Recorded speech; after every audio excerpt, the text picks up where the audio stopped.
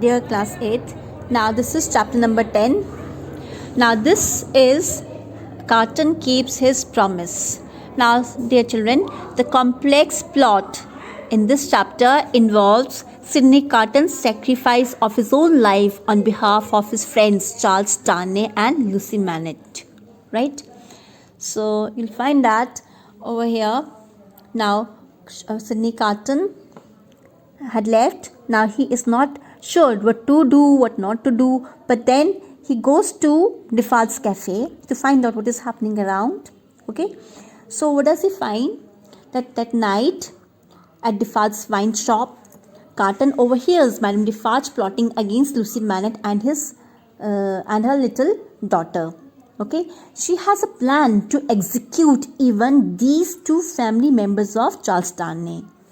Okay, as she feels that the members who met a torturous end to their lives were her family members. Therefore, there will be no end to killing. She would not stop killing. She would not spare even the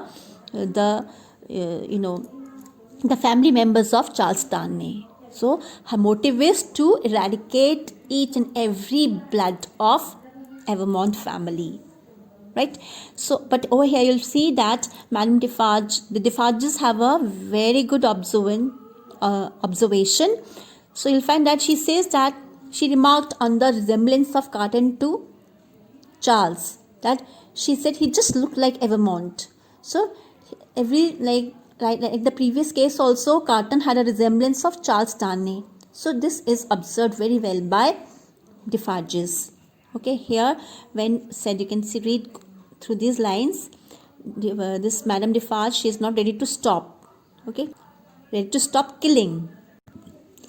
Here you'll find her vengeance over here. She says that, have you forgotten, husband, the family of the Marquis murdered? They were my father, my brother, my sister and her husband. So don't tell me where to stop. Tell that to the wind and the fire. So here you'll come to know that the family who had suffered were the family members of Defarge, Madame Defarge. Therefore, she was out with that rage to avenge her family. Right? So, over here then you'll find that. So, sensing danger to the lives of little Lucy and Dr. Manet, Carton thinks that it is important for them to leave France immediately. Right? So Carton, what does he do? He arranges for the Manets' immediate departure from France. He then visits Darnay in prison. Now how does he do? So here, when you read this, up till here you'll find that he manages to arranges for the Manet's family immediate departure from France. So on the other hand, you'll find that Madame Defarge is preparing to report Lucy and the little child to the tribunal. So she goes to search for them. She doesn't find anyone there, right? So that is quite late. But then before that, Carton arranges for the Manet's immediate departure from France, as I told you. He then visits Charles Darnay in prison, right? And he tricks him into changing clothes with him. And after dictating a letter explanation, drugs his friend unconscious. He makes him unconscious, okay? And what happens that Barsad carries Darnay, now disguised as Carton. So Charles Darnay, who is disguised, who is in the clothes of Carton, is taken out from the prison, whereas he is taken to an awaiting coach. Okay, while Carton, who is disguised as Darnay, who is in the dress of Charles Darnay, awaits the execution. Now he takes Sidney Carton takes the execution. Now, as Darnay, little Lucy and Dr. Manet speed away from Paris, Madame Defarge arrives at Lucy's. So, Madame Defarge arrives at Lucy's apartment hoping to arrest her. So, there she finds supremely protective Miss Pross. Okay, so there's a scuffle in between them. She tries to stop them, and it's Miss Process on her way. She turns out to be an obstacle to Madame Defarge, and in the meantime, what happens? Madame Defarge dies by the bullet of her own gun.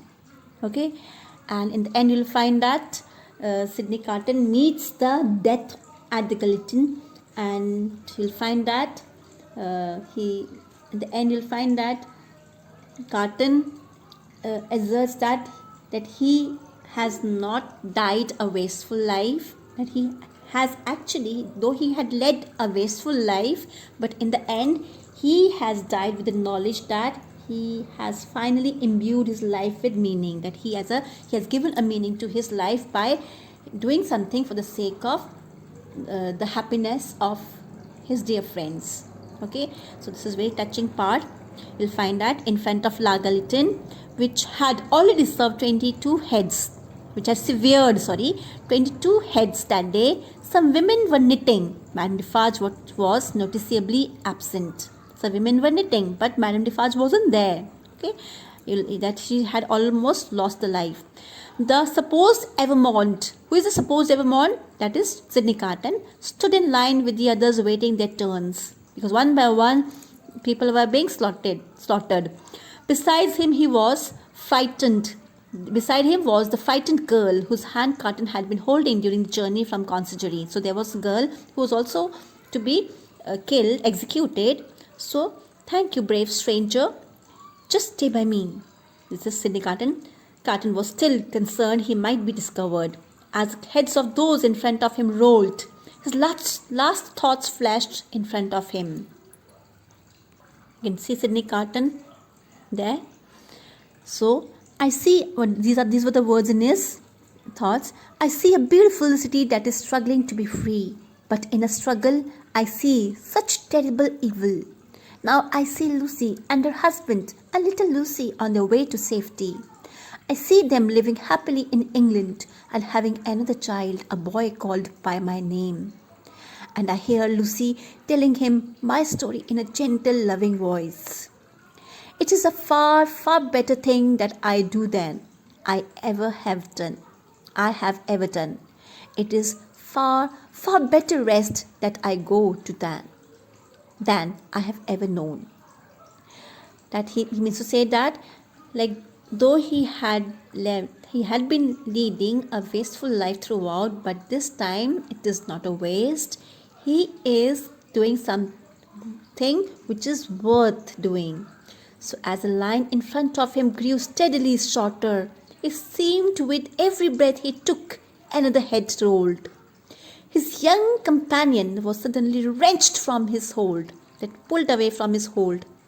She did not scream, she did not cry. Then he felt an arm pull him away and push him into the slot where the blade would fall. So that was the end. According to the tribunal, it was Charles Darnay who was executed, but no, it was Sydney Carton who had given up his life for the sake of his dear friend, okay, for the sake of his love, Lucy Manet, okay, for the happiness of Lucy Manet, whom he saved the life of the person whom she loved a lot. So this is the end of A Tale of Two Cities. I hope you have understood. Please read it again and we'll do the question answers in the next part.